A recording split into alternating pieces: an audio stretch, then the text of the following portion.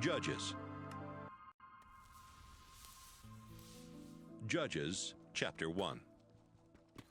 After the death of Joshua, the Israelites asked the Lord, "Which of our tribes should attack the Canaanites first?" "Judah," the Lord answered. "I'll help them take the land." The people of Judah went to their relatives, the Simeon tribe, and said, "Canaanites live in the land God gave us. Help us fight them, and we will help you." Troops from Simeon came to help Judah.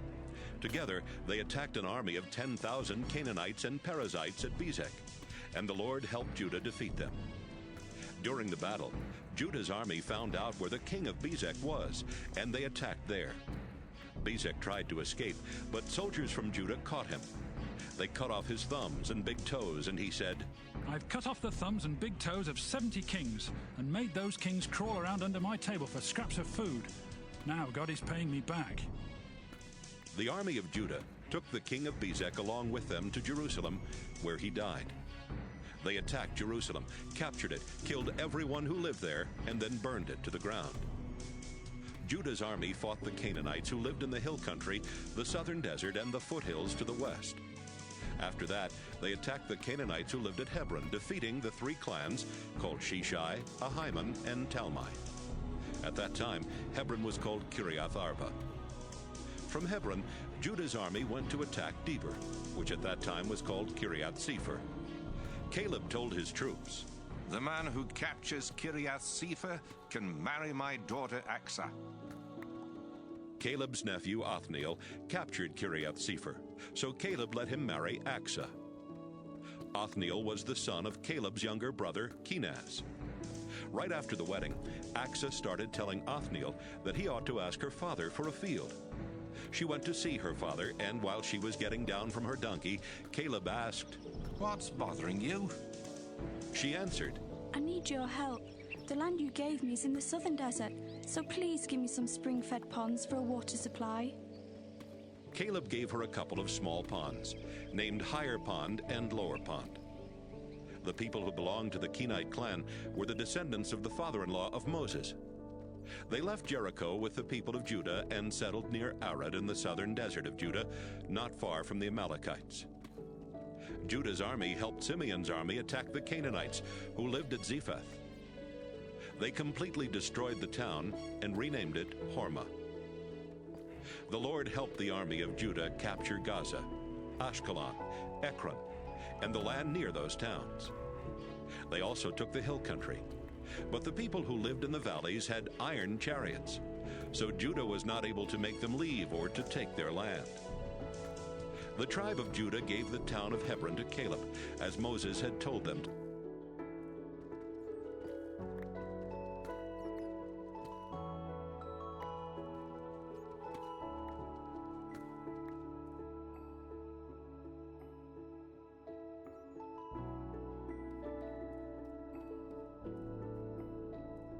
to do. Caleb defeated the 3 Anakim clans and took over the town. The Jebusites were living in Jerusalem, and the Benjamin tribe did not defeat them or capture the town. That's why Jebusites still live in Jerusalem along with the people of Benjamin. The Ephraim and Manasseh tribes were getting ready to attack Bethel, which at that time was called Luz. And the Lord helped them when they sent spies to find out as much as they could about Bethel.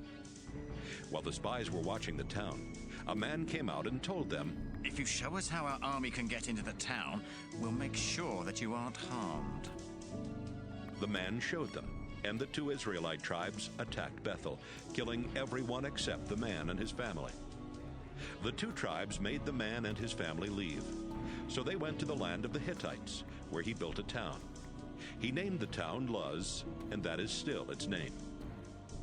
Canaanites lived in the towns of Bethshean, Taanach, Dor, Ibleam, Megiddo, and all the villages nearby. The Canaanites were determined to stay, and the Manasseh tribe never did get rid of them. But later on, when the Israelites grew more powerful, they made slaves of the Canaanites.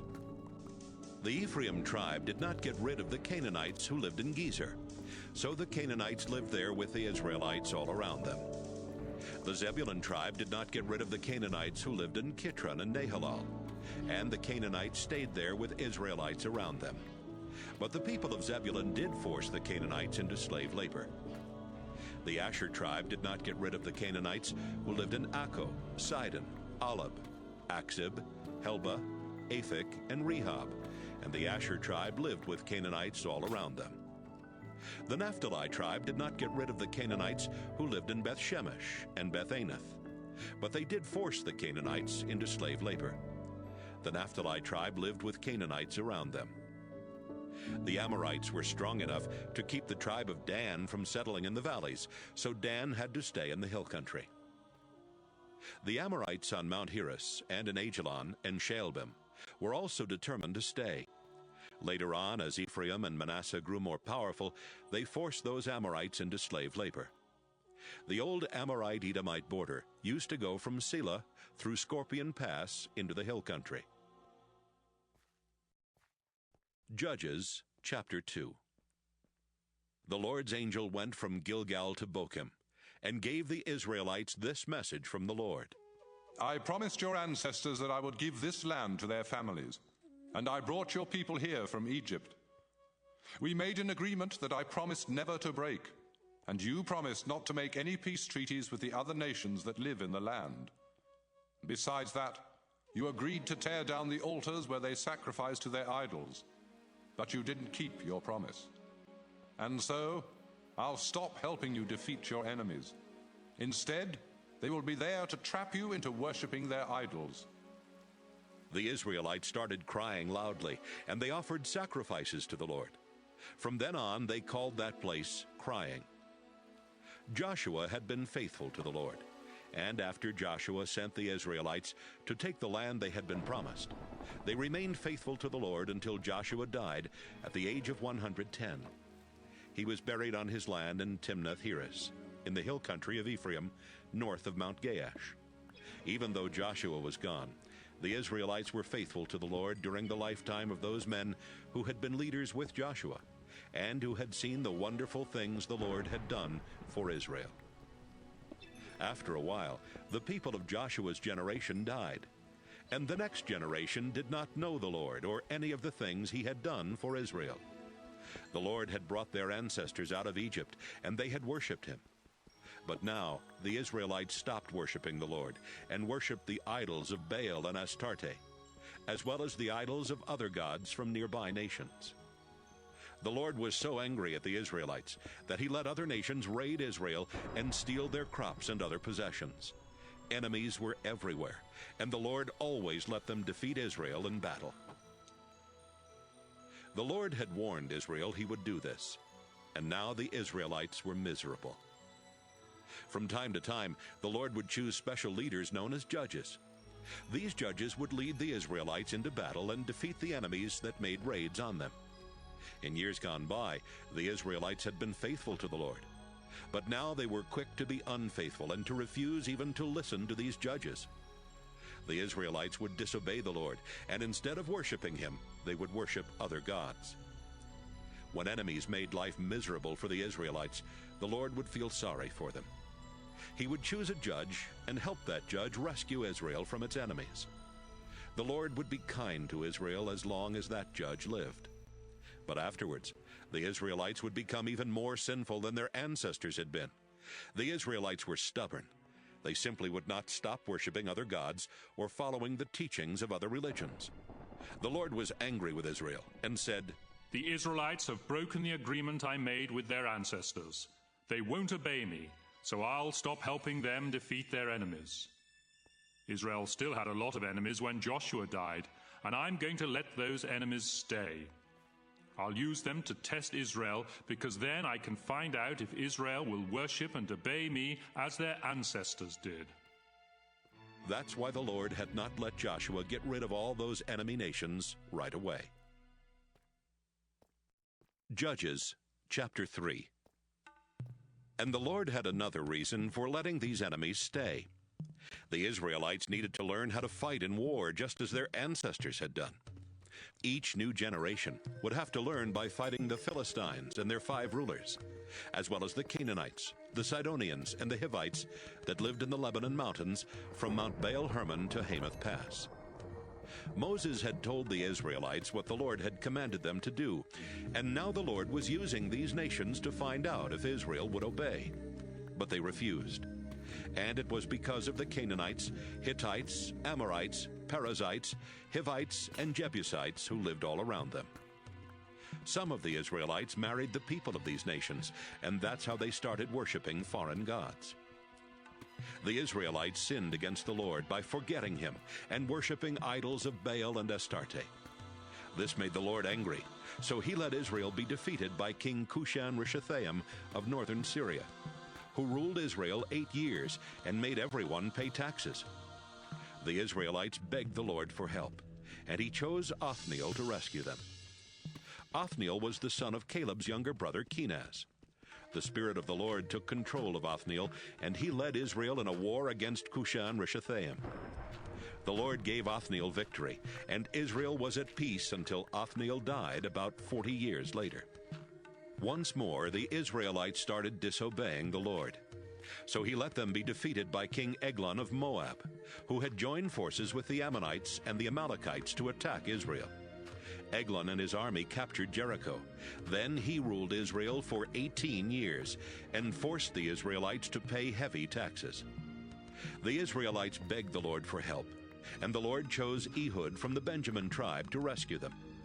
They put Ehud in charge of taking the taxes to King Eglon. But before Ehud went, he made a double-edged dagger. Ehud was left-handed, so he strapped the dagger to his right thigh, where it would be hidden under his robes. Ehud and some other Israelites took the taxes to Eglon, who was a very fat man. As soon as they gave the taxes to Eglon, Ehud said it was time to go home. Ehud went with the other Israelites as far as the statues at Gilgal. Then he turned back and went upstairs to the cool room where Eglon had his throne. Ehud said, "Your Majesty, I need to talk with you in private." Eglon replied, Don't say anything yet. His officials left the room, and Eglon stood up as Ehud came closer. "Yes," Ehud said, "I have a message for you from God." Ehud pulled out the dagger with his left hand and shoved it so far into Eglon's stomach that even the handle was buried in his fat. Ehud left the dagger there. Then, after closing and locking the doors to the room, he climbed through a window onto the porch and left. When the king's officials came back and saw that the doors were locked, they said, "The king is probably inside relieving himself." They stood there waiting until they felt foolish, but Eglon never opened the doors. Finally, they unlocked the doors and found King Eglon lying dead on the floor. But by that time, Ehud had already escaped past the statues. Ehud went to the town of Sirah in the hill country of Ephraim and started blowing a signal on a trumpet. The Israelites came together and he shouted, "Follow me! The Lord will help us defeat the Moabites." The Israelites followed Ehud down to the Jordan Valley, and they captured the places where people crossed the river on the way to Moab. They would not let anyone go across, and before the fighting was over, they killed about 10,000 Moabite warriors. Not one escaped alive. Moab was so badly defeated that it was a long time before they were strong enough to attack Israel again. And Israel was at peace for 80 years. Shamgar, the son of Anath, was the next to rescue Israel. In one battle, he used a sharp wooden pole to kill 600 Philistines. Judges chapter 4.